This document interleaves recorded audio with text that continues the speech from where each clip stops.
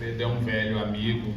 Eu sempre que encontro o Alfredo, eu fico muito contente de ver assim como que as nossas trajetórias seguiram adiante e hoje em dia a gente está aqui, né, Alfredo? Alfredo foi meu chefe, gente. E a gente tinha um diálogo muito frutífero, né? Foi um período muito interessante lá atrás, na gestão do Gilberto Gil e nas primeiras gestões do ministro Juca Ferreira. Eu queria cumprimentar os integrantes da mesa na pessoa da ministra Carmen Lúcia, e eu queria chamar a atenção para uma coisa que ela disse na sua fala, que parece ser simples, banal, mas não é.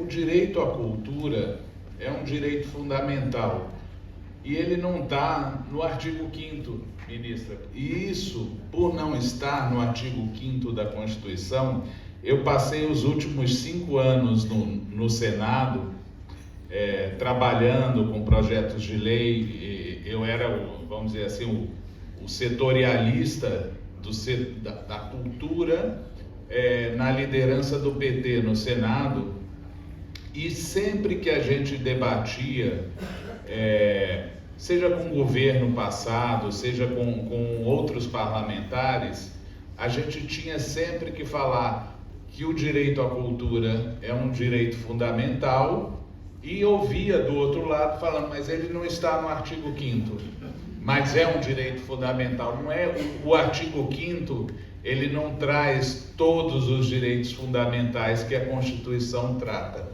Então, queria cumprimentar a todos na pessoa da ministra Carmen Lúcia e chamar a atenção para essa fala dela, que eu acho muito importante. Eu comentei, inclusive, com o Fabrício, um dia a gente chega lá e vai fazer uma palestra de improviso, assim, sem ler nada,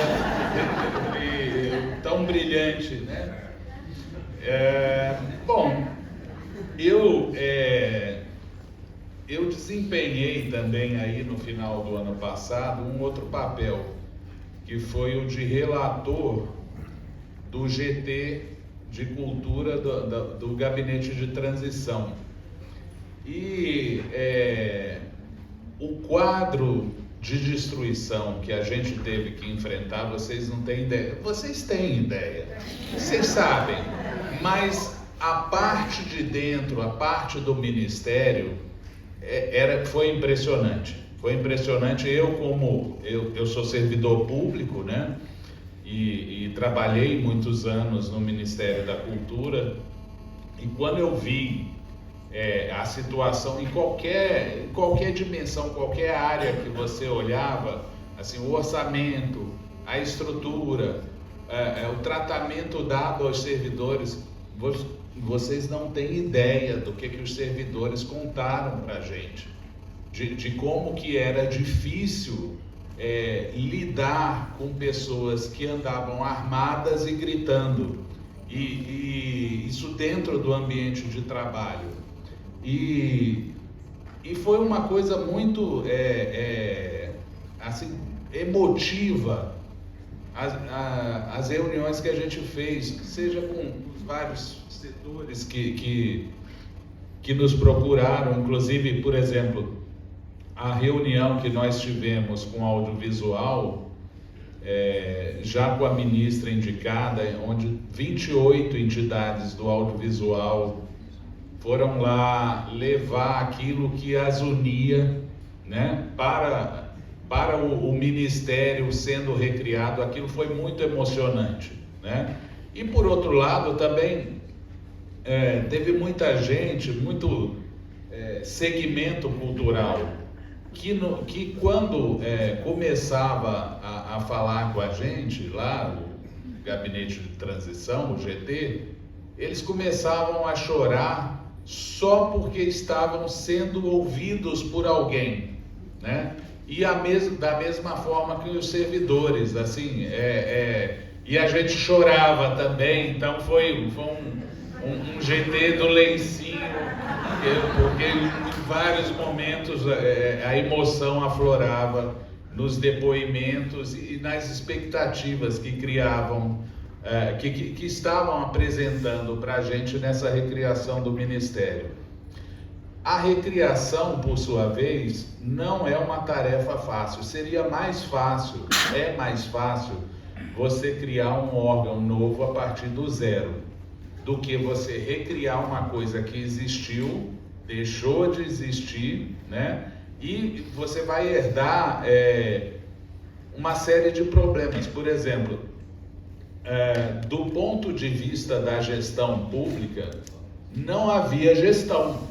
Não havia gestão. Não existia sequer uma política que era desenvolvida pelo Ministério.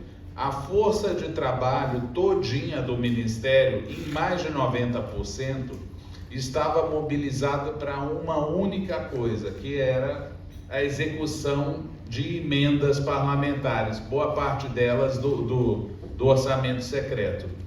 Então, hoje a gente herdou lá no Ministério 1.000 convênios que a gente tem que dar conta de acompanhar e depois analisar a prestação de contas, etc., oriundos de emendas parlamentares. Ou seja, o Ministério só fazia isso. Era a única coisa que o Ministério fazia. Ministério não, a Secult, né? Porque não era o Ministério da Cultura. Nesse sentido, como a Joelma falou, né?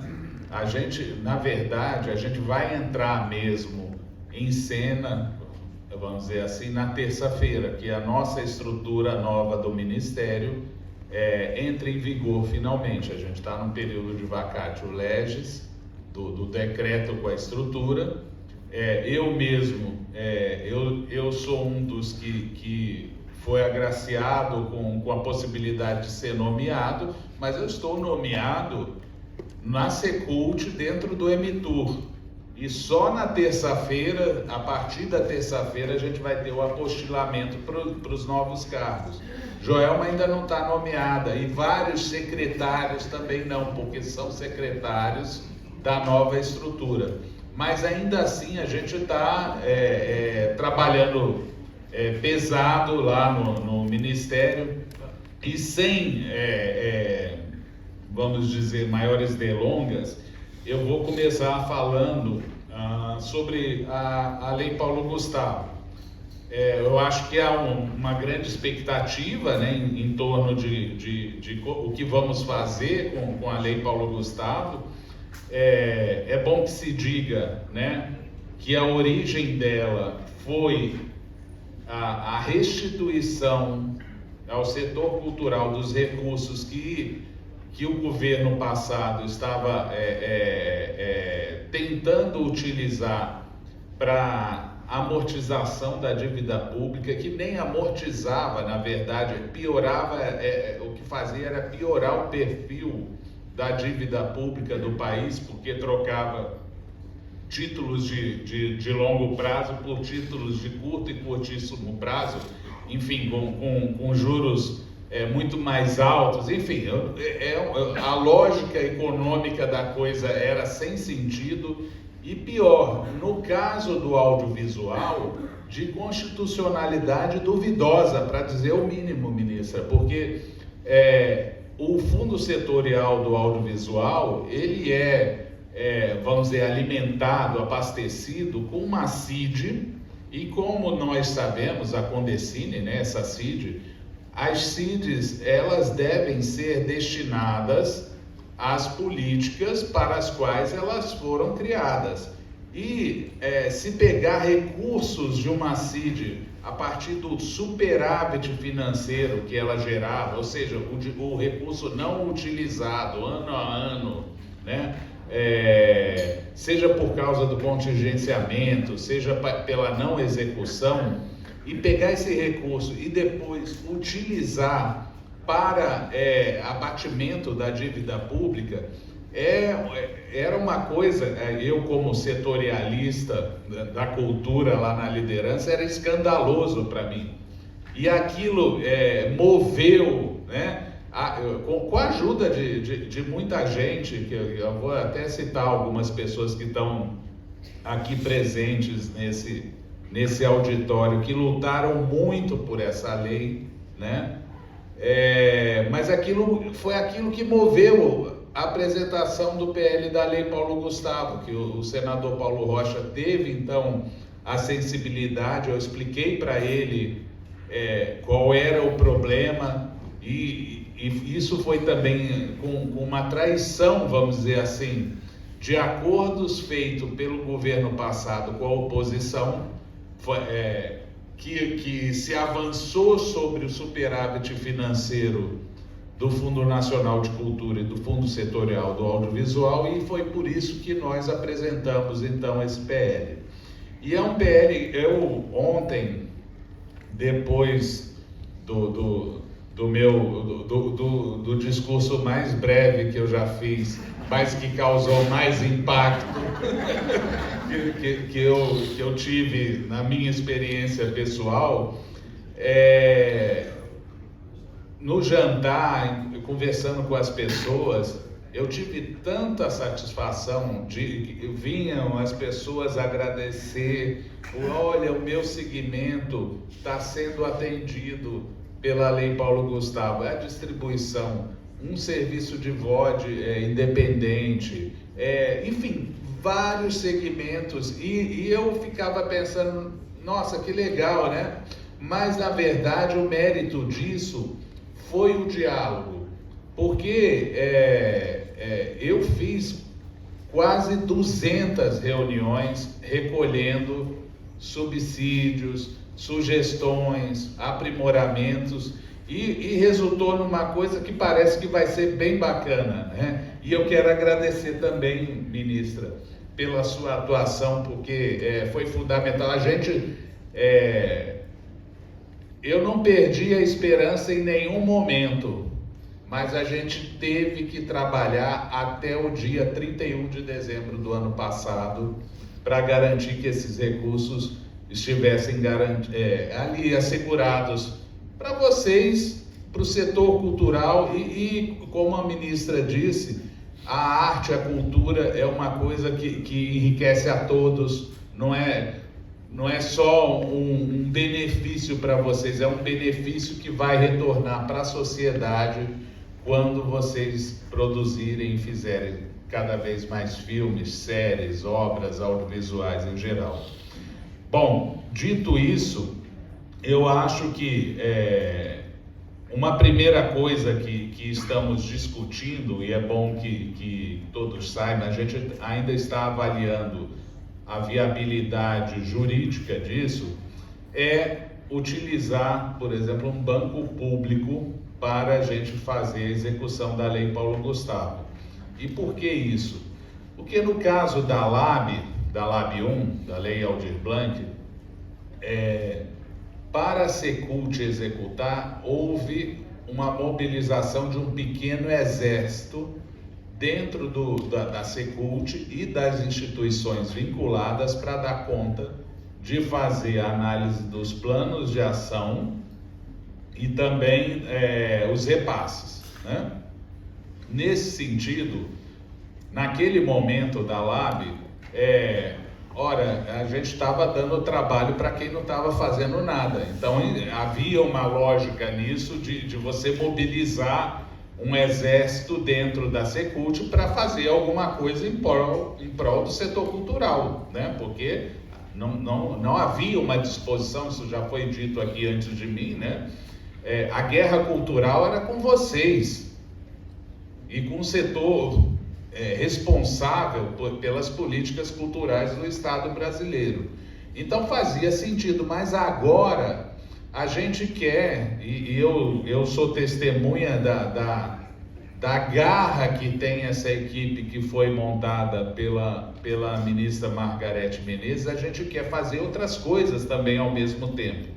Então a gente está estudando a forma de implementação, se vai ser direta ou se a gente, por exemplo, usando a experiência, inclusive da Ancine, né, de contratar um banco público para fazer partes dessa implementação da Lei Paulo Gustavo. A gente também está já trabalhando no decreto regulamentador.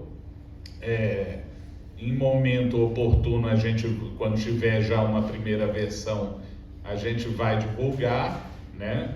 E a área econômica do governo sinalizou para a gente que em abril, provavelmente no começo de abril, os recursos dos restos a pagar, que é o caso da Lei Paulo Gustavo, vão estar disponíveis. Então a gente deve começar a abrir a plataforma Mais Brasil ainda aí ou no final de fevereiro ou começo de março.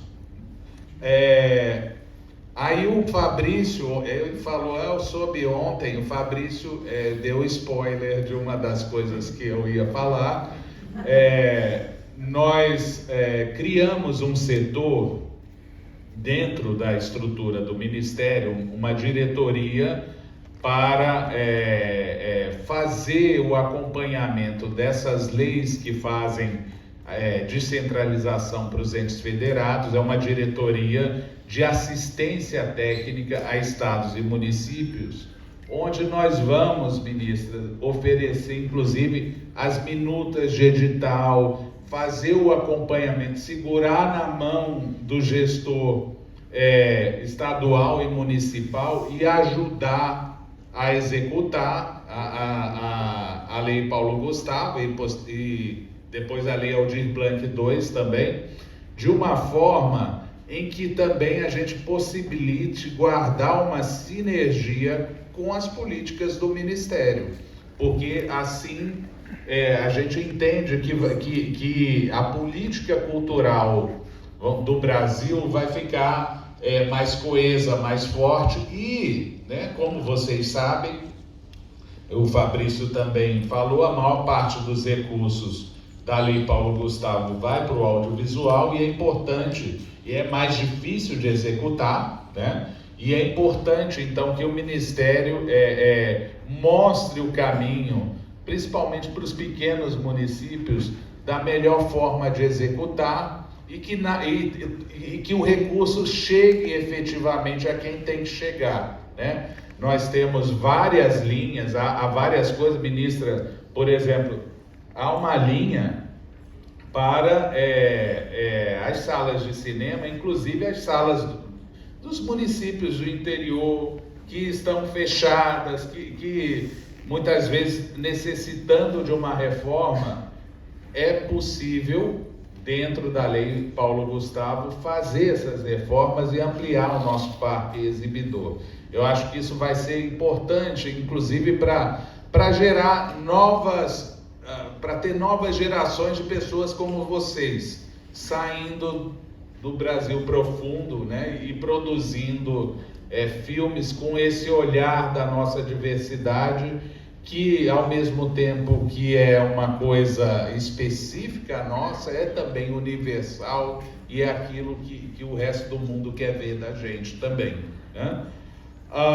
Essa diretoria de assistência técnica a estados e municípios está dentro da secretaria dos comitês de cultura, e a gente também está trabalhando para que os comitês de cultura que vão existir em todos os estados, eles tenham um acompanhamento dessas leis, da Lei Paulo Gustavo, da Lei Aldir Blanc II, tem um papel de acompanhar também, assim como na mesma secretaria tem o Sistema Nacional de Cultura. Então, são coisas que a gente está trabalhando junto, ou seja, essas leis tendo uma aderência ao Sistema Nacional de Cultura e ao mesmo tempo guardando uma sinergia e dando um papel para os comitês de cultura no seu acompanhamento. Enfim, sobre a Paulo Gustavo, então a gente, Alfredo me falava, né, é bom que se diga, quando nós elaboramos, né, a gente esperava uma aprovação mais célere, então nós entramos em detalhes que muitas vezes estão reservados a decretos e até instruções normativas. Assim, ela é bem detalhada, mas agora nós já estamos trabalhando, enfim, dar algumas diretrizes, mostrando realmente aquilo que eu mencionei rapidamente ontem, que o Brasil voltou, e o Brasil voltou também nas suas políticas culturais, que um dia fomos referência no mundo.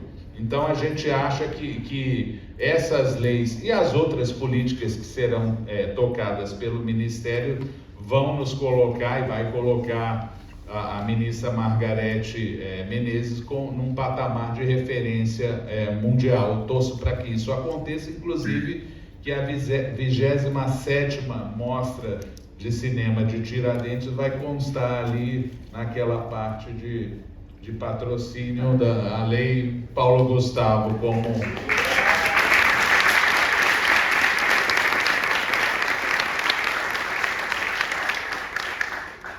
E aí a outra coisa que eu queria falar para vocês é sobre a nossa pauta prioritária no Ministério, principalmente a pauta legislativa que a gente se propôs a trabalhar e que consta do relatório de transição do GT da Cultura. Lembrando que é uma pauta pesada, desafiadora, que demanda muita mobilização do setor cultural. E aí eu quero, então, mencionar duas pessoas que foram fundamentais, eu tenho que reconhecer, nos últimos anos, que pisavam lá no Congresso e iam de gabinete em gabinete, seja para barrar nomes estranhos para a diretoria da Ancine, seja para garantir a volta da Condecine, seja para impedir a extinção do Fundo Setorial do Audiovisual, seja para trabalhar a aprovação da Lei Paulo Gustavo. É o Léo Ed e a Cibele Amaral, tá? Olha,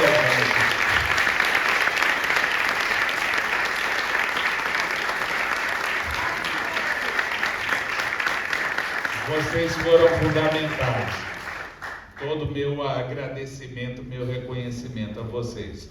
Mas entrando na nossa pauta prioritária, a número 1 é o que nós chamamos do Marco Regulatório do Fomento Cultural. É o PL 3905, para quem não conhece, de 2021, da deputada Áurea Carolina, que é daqui de Minas, uma excelente parlamentar. Esse marco regulatório do fomento, ele basicamente tem como o seu fio condutor tratar a cultura dentro da sua especificidade e não como uma empreiteira, como algo que está fora completamente da realidade dos senhores e das senhoras, né? E do mundo cultural, porque é assim que tradicionalmente tem sido tratada a cultura, com a lei de licitações e outras regras do tipo, que geram situações kafkianas, como vocês muito bem sabem, né? Então, esse é um primeiro... se a gente aprova o marco regulatório do fomento rapidamente, vamos dizer, no primeiro semestre, isso vai facilitar e muito o trabalho do Ministério para todas as suas políticas. Bom, um segundo ponto, uma segunda pauta prioritária é a regulação do VOD, né, do vídeo por demanda.